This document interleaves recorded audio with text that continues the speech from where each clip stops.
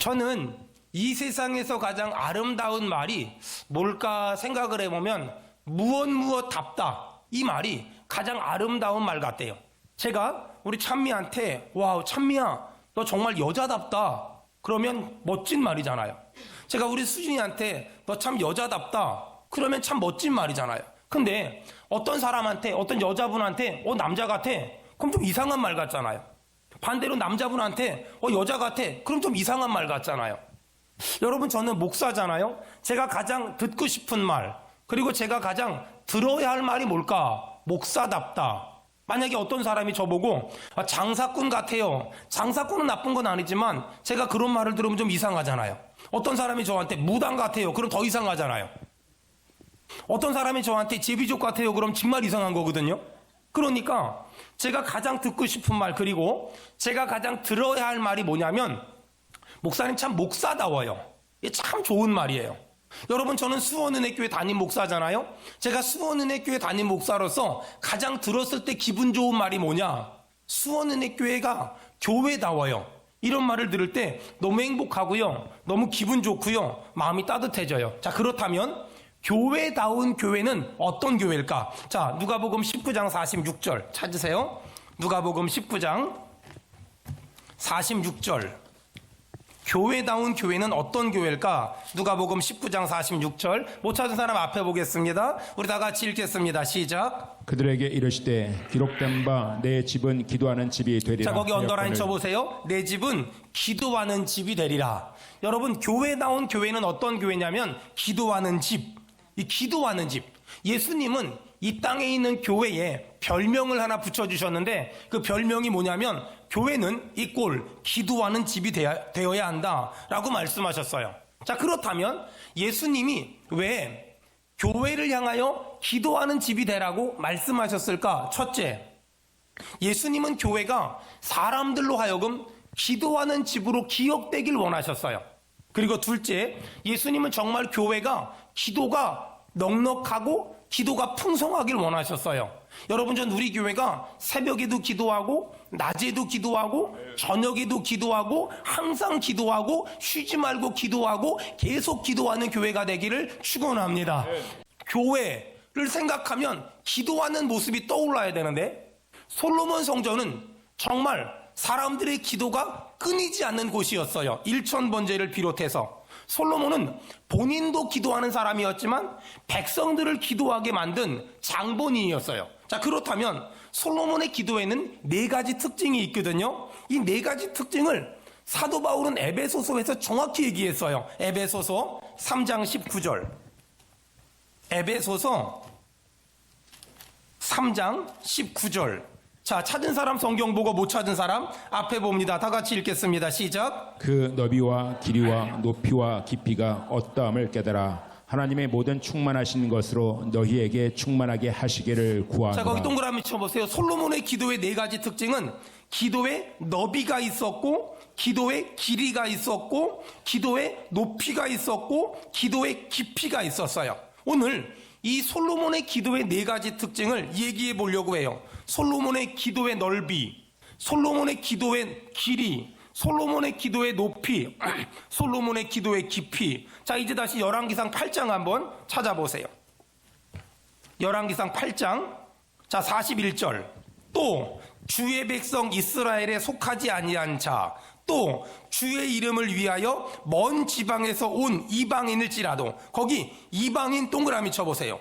솔로몬은 이스라엘 사람들만을 위해서 기도한 것이 아니라 이방인들을 위해서도 기도했어요.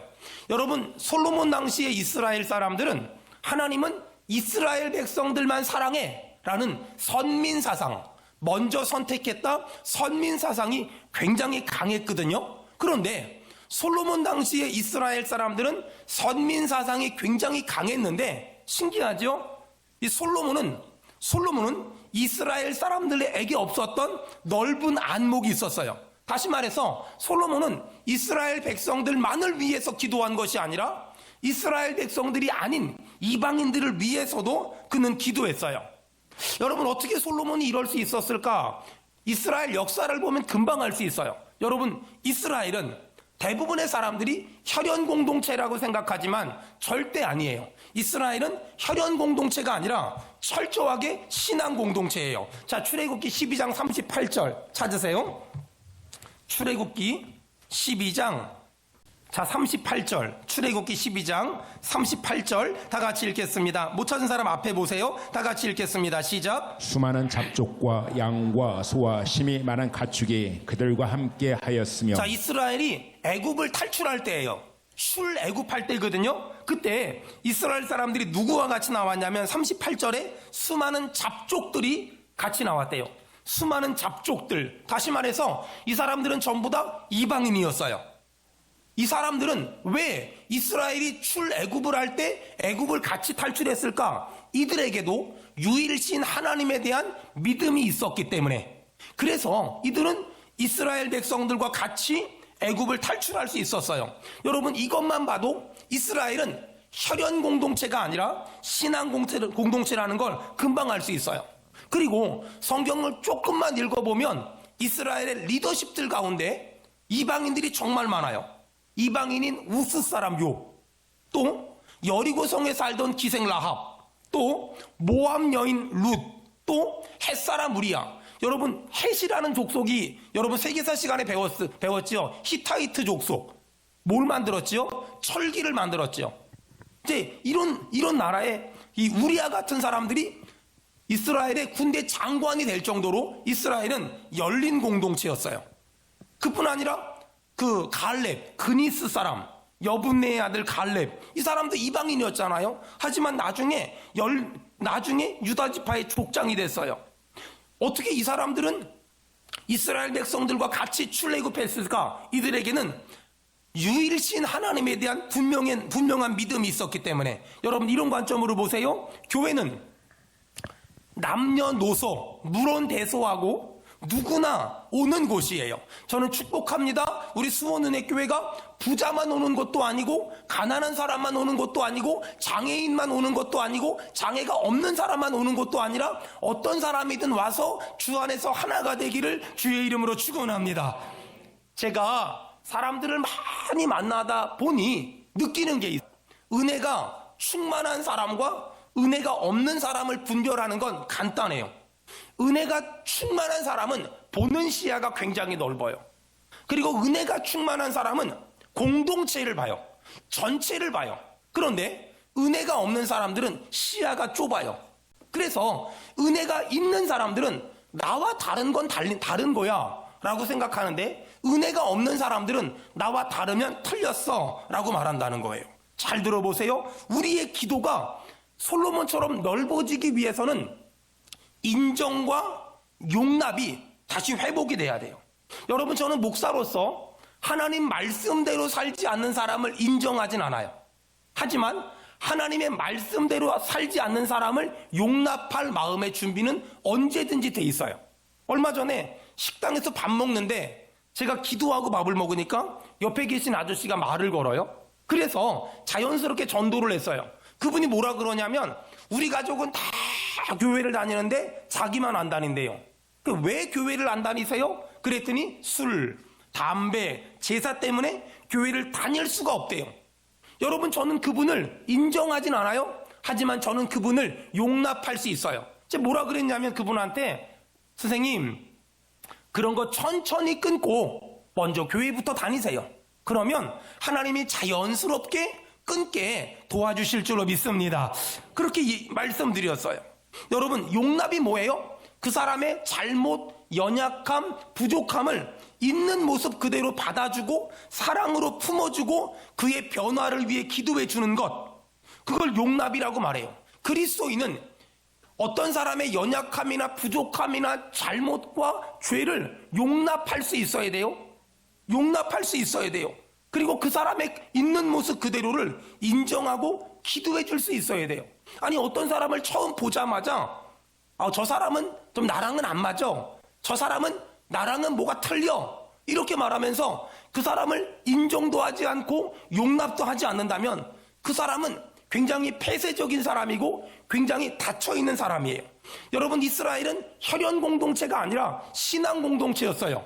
하나님을 믿는다면 부자도 용납할 수 있고, 잘난 사람도 용납할 수 있고, 가난한 사람도 용납할 수 있고, 못 배운 사람도 용납할 수 있고, 우리 교회가 문턱을 더 낮춰야 돼요. 그래서 문턱을 더 낮춰서 머리 노란 사람도 올 수 있고, 머리 빨간 사람도 올 수 있고, 술 먹은 사람도 올 수 있고, 또 죄진 사람도 올 수 있고, 방황하는 사람도 올 수 있고, 그들이 변하여 그들이 하나님의 말씀을 듣고 그들이 은혜를 받고 변하여 새 사람 되는 그런 교회가 되길 축원합니다. 그게 진짜 교회이지 않을까요? 그게 정말 교회이지 않을까요? 한 사람이 변화되는 데는 시간이 오래 걸려요. 하지만 중요한 건 안 되는 게 아니라는 거예요. 절대 안 되는 게 아니에요. 여러분 혹시 들어보셨죠? 프로이드라고요. 이 프로이드는 꿈의 해석이라는 정말 대단한 책을 쓴 사람인데, 이 사람은 어릴 적에 굉장히 소심하고 굉장히 폐쇄적인 사람이었어요. 근데 그의 어머니가 계속 얘기한 거예요. 너는 장차 위대한 인물이 될 거야. 너는 장차 훌륭한 사람이 될 거야.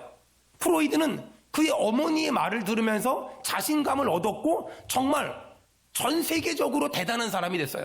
레오나르도 다빈치 같은 사람도 할머니가 너는 잘할 수 있어. 넌 잘할 수 있어. 넌 잘할 수 있어. 그래서 만들어진 게 여러분 그 다빈치라는 사람이에요. 위대한 사람은 사람들에겐 공통점이 있어요. 어떤 공통점이 있는지 아세요? 그 사람 주변에 그 사람을 믿어준 사람들이 있어요. 그 사람의 지금 모습은 방황하고 방탕하고 타락하고 이상하지만 그럼에도 불구하고 그 사람을 믿어준 사람들이 있었어요. 그 믿어준 사람들 때문에 그 사람은 방황을 멈추고 방탕을 멈추고 타락을 멈추고 죄 짓는 걸 멈췄어요. 여러분 지금 내 아들 딸이 내 형제 자매가 우리와 같이 신앙생활하던 김 집사님 이 집사님이 세상에서 방황하고 지금 마땅히 예배 와야 되지만 산으로 들러갔다면 여러분 비난하고 정죄하지 말고 믿어주세요. 그러다 돌아오겠지. 아멘. 그러다 돌아오겠지. 그러다 돌아올 거야. 믿어주면 때가 되면 주께서 역사하실 줄로 믿습니다. 여러분 우리가 이런 이야기를 들으면서 좋은 사람을 만드는 노하우를 배워야 돼요. 훌륭한 사람 만드는 노하우를 배워야 돼요. 훌륭한 사람들 주변에는 그 사람의 연약함과 부족함을 용납해 준 사람들이 있었고 그 사람이 잘하는 것을 칭찬해 주고 격려해 주는 사람이 있었대요. 그러면 우리도 그러면 돼요. 우리 교회가 이 두 가지가 돼야 돼요. 어떤 사람의 연약함은 용납해주고 어떤 사람이 잘하는 건 칭찬해주고. 여러분 옆 사람 보고 한마디 합시다. 제가 다 용납할 수 있습니다. 시작. 제가 다 용납할 수 있습니다. 여러분 솔로몬은 이스라엘 사람들만 위해 기도한 것이 아니라 이방인들을 위해 기도했어요.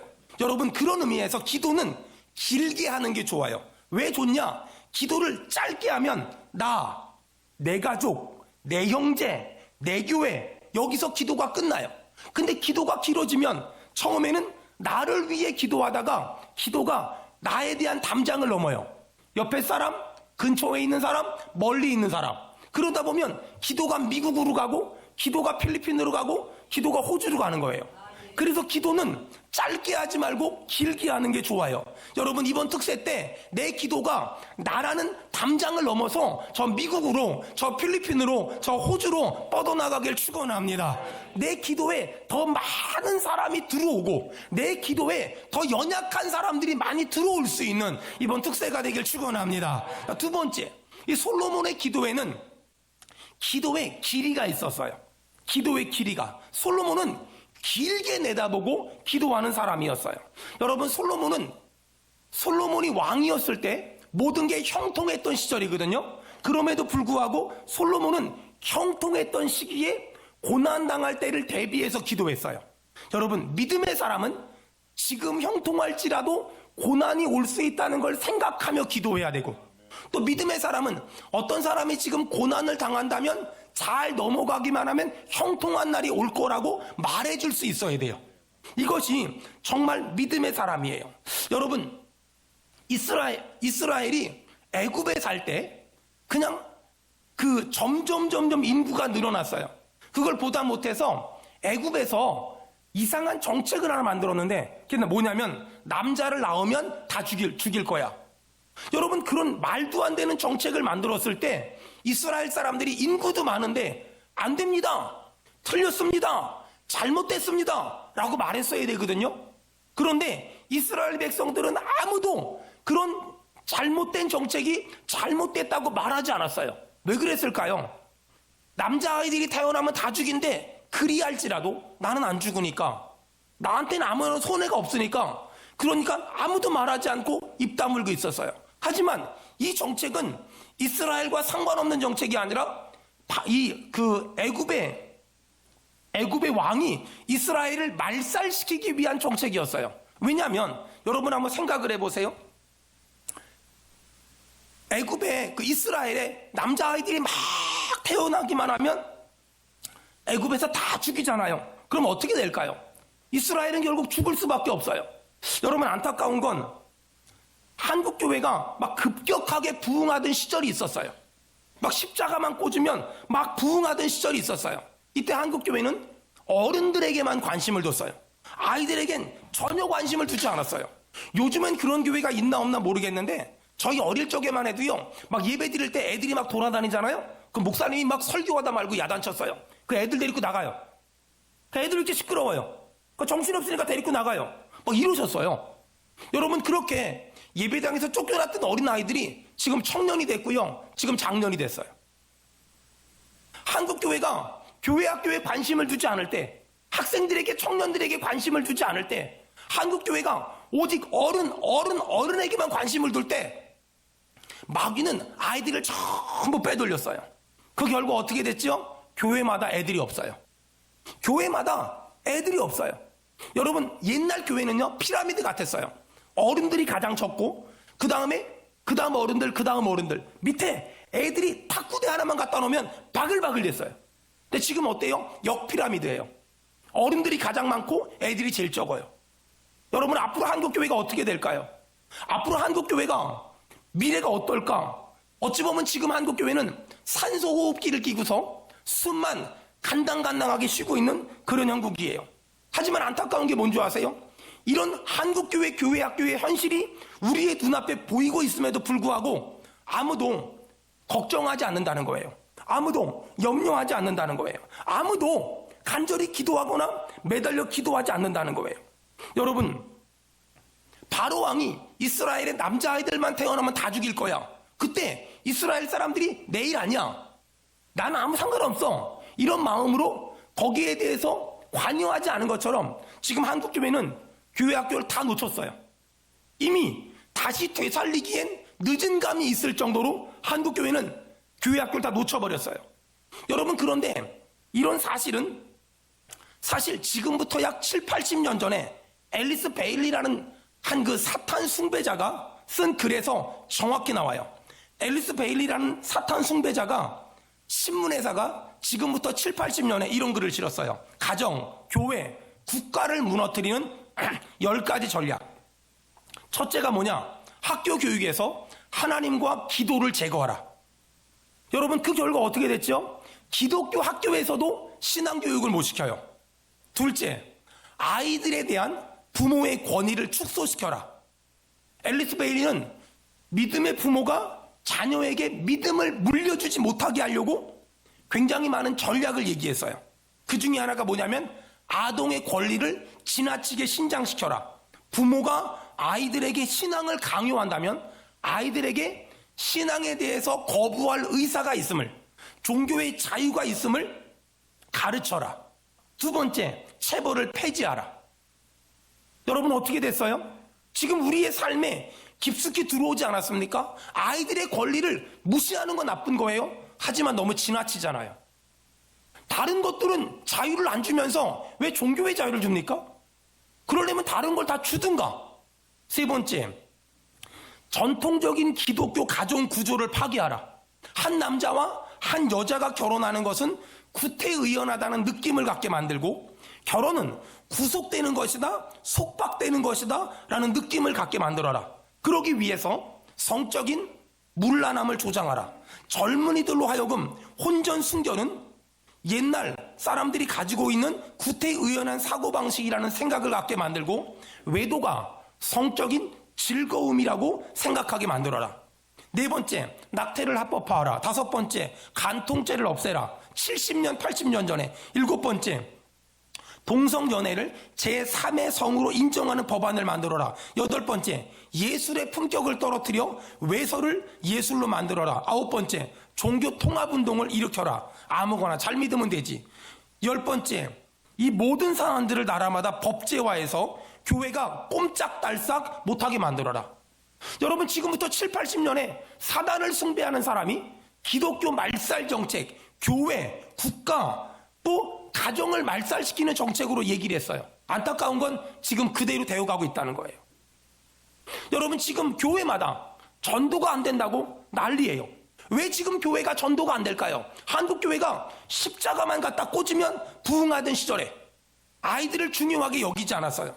그냥 어른 아이들이 예배 시간에 시끄럽게 하고 뛰어다니면 나가라고, 데리고 나가라고, 그런 얘기만 주로 했어요. 그 결과 지금 한국 교회는 극도의 위기를 맞이하고 있어요.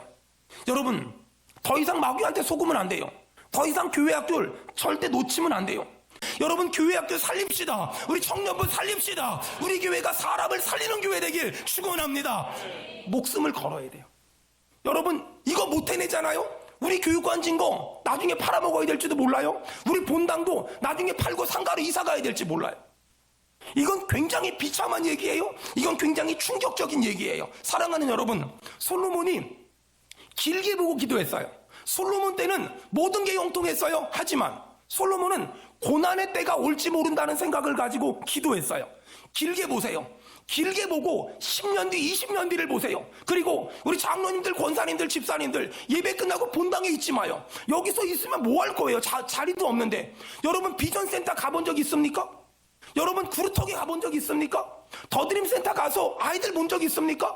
가서 보세요. 거기 가서 애들 뭐 하고 있으면 짜장면 사주고 오고 커피 사주고 오고, 그러다 보면 아이들이 어떤 생각을 가질까요? 존경받아? 사랑받아? 인정받아? 그러면 그 아이들이 얼마나 예수님 잘 믿고 나도 저 집사님처럼 될 거야, 나도 저 장로님처럼 될 거야 라고 말하지 않겠습니까? 오늘부터 본당에서 제 눈에 띄면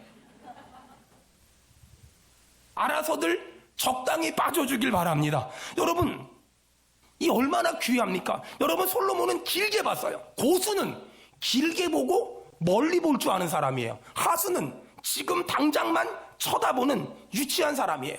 여러분, 우리 교회가 지금부터 신앙생활을 단기전에 강한 것이 아니라 장기전에 강한 교회가 돼야 돼요. 제가 주일학교 아이를 가르칠 때인데 8살짜리 아이가 너무 말을 안 들어. 그래서 제가 넌 어쩌면 좋니? 넌 언제 철이 들래? 그랬더니 옆에 9살짜리가 뭐라 그런 줄 아세요? 목사님, 1년만 기다리면 저처럼 됩니다. 1년만 기다리면 저처럼 되니 걱정하지 마세요. 고수는 길게 볼 줄 아는 거예요. 여러분, 교회 생활을 단기적으로 보지 마세요. 지금 당장 이거가 중요한 게 아니라 교회 생활을 앞으로 5년 뒤, 10년 뒤를 보세요. 여러분, 저는요 우리 교회 학교를 볼 때마다 가슴이 뛰어요. 여러분, 우리 교회에서 나 좀 믿음 좀 있다, 나 좀 신앙 좀 있다, 나 좀 은혜 좀 받았다, 전부 교사해야 돼요. 여러분, 나는 아는 게 없다, 나는 별로 아는 것도 없다, 그럼 장애 친구들 돌보세요. 여러분, 그 아이들을 돌보는 게 훨씬 낫고요, 훨씬 소중하고요, 훨씬 가치 있어요. 전 우리 교회가 사람 살리는 교회, 다음 세대를 키우는 교회가 되길 축원합니다. 세 번째, 솔로몬의 기도는 높이가 있었어요. 전능하신 하나님, 위대하신 하나님, 그 하나님이 내 삶 가운데 도와주시는 하나님, 내 삶 가운데 은혜 주시는 하나님, 나에게 상 주시는 하나님, 그 하나님을 믿었어요. 여러분, 제가 선포할 테니까 동의하면 아멘 합시다. 하나님은 전능하십니다. 하나님은 위대하십니다. 그 하나님은 나를 도와주시며 나에게 상 주시는 이심을 믿습니다. 솔로몬은 위대하신 하나님, 전능하신 하나님, 그 하나님이 날 도와주신대, 나에게 상 주신대, 그 하나님을 믿었어요. 그 하나님을 믿고 사는 사람과 그 하나님을 믿지 않고 사는 사람은 완전히 달라요. 다윗이 형들에게 도시락 갖다 주러 갔는데 다윗의 형들과 사울왕과 이스라엘 군인들이 블레셋 군인들과 싸우고 있었어요. 근데 블레셋 군인 중에 세상에 골리앗이 나온 거예요. 골리앗의 키가 얼마나 했을까? 어떤 그 논문에 보니까 2m 70이었대요. 2m 70. 어우, 한참 올려다봐야 돼. 여러분, 2m 70짜리 거인 앞에 지금 이스라엘 백성들이 서 있었잖아요. 얼마나 두려워 덜덜 떨었을까요? 얼마나 무서워 덜덜 떨었을까요? 골리앗을 바라보면 떨 수밖에 없어요. 근데 다윗이란 어린아이가 그 사람을 보고 안 떨어요. 왜? 다윗은 2m 70짜리 골리앗을 바라본 것이 아니라 골리앗보다 크시고 위대하시고 전능하신 하나님을 바라봤잖아요. 여러분, 이거예요. 우리는 우리의 앞에 있는 큰 산 같은 걱정, 근심, 염려를 바라보는 것이 아니라 걱정 가운데 역사하시는 하나님, 염려 가운데 일하시는 하나님, 근심 가운데 주장하시는 하나님, 그 하나님을 바라보면 또 담대하게 살 수 있고 또 자신 있게 살 수 있습니다. 여러분, 제가 선포할 테니까 동의하면 아멘 합시다. 큰 산아, 내가 무엇이냐? 내가 수르바벨 앞에서, 내가 예수의 이름 앞에서 평지가 될지어다. 평지가 될지어다. 이 믿음이 우리 안에 있으면 담대할 수 있다는 거예요. 이렇게 솔로몬은 기도의 높이가 있었어요. 마지막, 솔로몬은 기도의 깊이가 있었어요. 너무 중요하니까 봅시다. 열왕기상 8장 47절. 열왕기상 8장 47절. 못 찾은 사람 앞에 봅시다. 다 같이 읽겠습니다. 시작. 그들이 사로잡혀간 땅에서 스스로 깨닫고 그 사로잡은 자의 땅에서 돌이켜 주께 간구하기를. 아멘. 거기 언더라인 치세요. 그들이 사로잡혀간 땅에서 스스로 동그라미 깨닫고. 솔로몬은 이스라엘 백성들이 스스로 깨닫기를 원했어요. 자, 왜 솔로몬은 이스라엘 백성들이 스스로 깨닫기를 원했을까? 스스로 깨닫고 죄에서 돌이키지 않으면, 하나님이 스스로 깨닫지 않으면 외부적인 압력과 외부적인 고난으로 깨닫게 만들어 버리세요. 여러분, 이 하나님의 법을 한번 기억해 보세요. 어떤 사람이 세상으로 달려갔어요. 죄 가운데 살아요. 그런데 이 사람이 스스로 깨닫고 돌이키면 이 사람은 평범하게 회복될 수 있어요. 근데 만약에 이 사람이 스스로 깨닫고 돌이키는 것이 아니라 끝까지 깨닫고 돌이키지 않잖아요. 그러면 하나님은 버리는 게 아니라 외부적인 압력으로 말미암아 이 사람을 깨닫게 하세요. 그걸 우리 뭐라 그래요? 고난이다라고 말해요.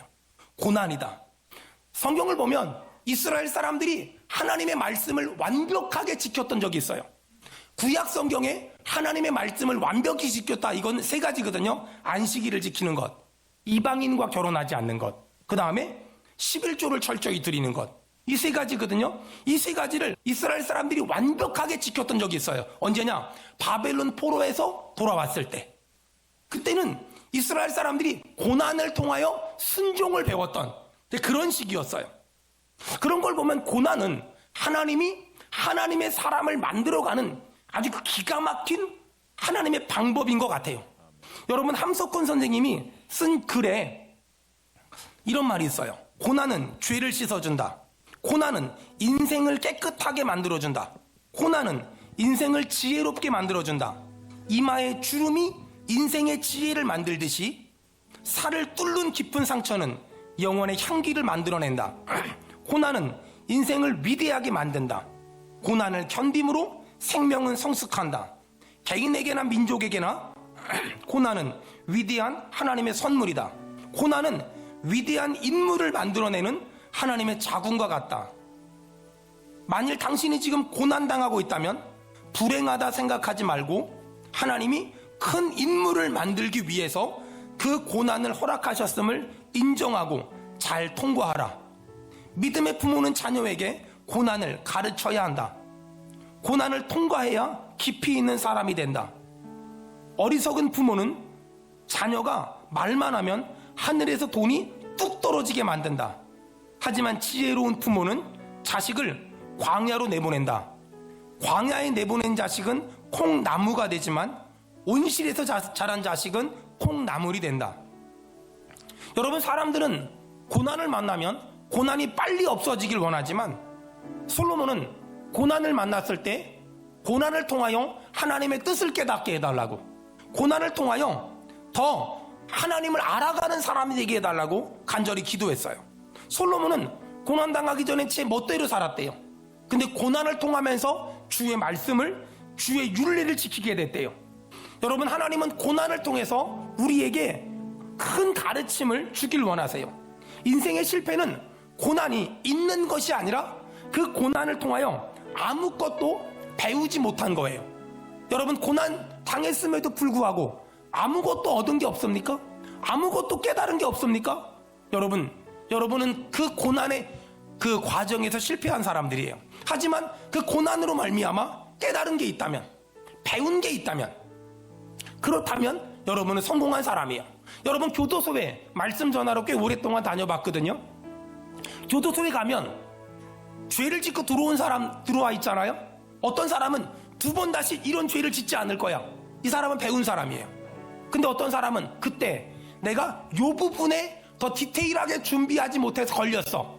그러면서 그 부분을 보완해서 나가면 또 죄질 생각해요. 이 사람은 어리석은 사람이에요. 고난을 통하여 내가 깨달음을 얻었다면, 내가 배웠다면 그 사람은 성숙한 사람이에요. 여러분, 육체적으로 비만인 사람들은 아픈 데가 많잖아요. 영적으로 비만인 사람들은 대부분 머리로만 알아요. 이 사람은 정죄하고 판단하고 비난하는 건 너무너무 잘해요.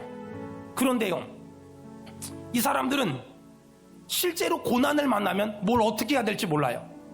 전 정말이에요. 옛날에는 어릴 적에는 뭔가 큰 회사를 하고 뭔가 화려한 일들을 하면 대단한 줄 알았어요.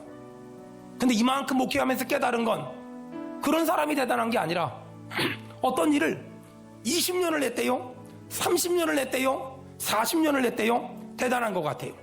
여러분, 근데 있잖아요, 어떤 사람이 한 가지 일을 한 분야에서 20년, 30년, 40년 할까요?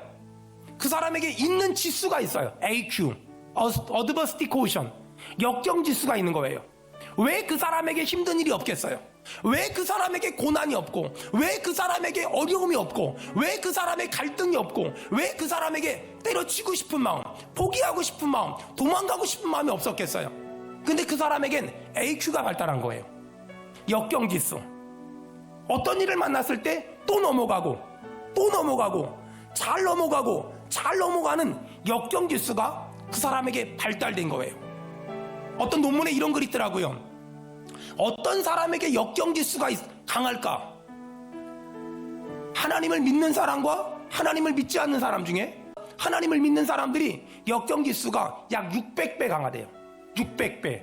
왜 그럴까요? 하나님을 믿는 사람들은 힘든 일 만나면 또 기도하고, 어려운 일 만나면 또 기도하고, 속상한 일 만나면 교회 오면 목사님이 설교할 때 인내하라, 참아라, 견뎌라, 용서해라, 사랑해라, 기다려줘라, 이런 말을 계속 듣다 보니까 하나님을 믿지 않는 사람에 비해서 하나님을 믿는 사람이 역경지수가 600배가 강하다는 거예요. 여러분, 그거 아십니까? 제가 비밀을 알려드리면 예수 믿는 신랑 신부들이 지금 그렇지 않은 분들에 대해서 지금 참아주고 있다는 거. 내가 예수님만 아니면 이런 분들이 이 자리에도 한 8명 있다는 거. 그런데 어떻게 그들이 참을까? 어떻게 그들이 그 역경을 넘어갈까? 기도하다 보면 참을 힘을 주세요. 기도하다 보면 견딜 힘을 주세요. 기도하다 보면 감당할 능력을 주세요. 그래서 한 가지 일을 오래 한 사람들을 보면 전부 다 공통점이 있어요. 하나님 앞에 기도하며 하나님께 도움을 구하며 하나님의 은혜를 구하며 하나님의 지혜를 구한 사람들이에요. 하나님, 내 삶에 큰 산 같은 어려움이 있을지라도 그 큰 산 같은 어려움 앞에 무너지는 자가 아니라 또 이기게 하시고 또 넘어가게 하시고 또 극복하게 도와주시옵소서. 큰 산아, 내가 무엇이냐? 내가 스룹바벨 앞에서 평지가 될지어다. 평지가 될지어다.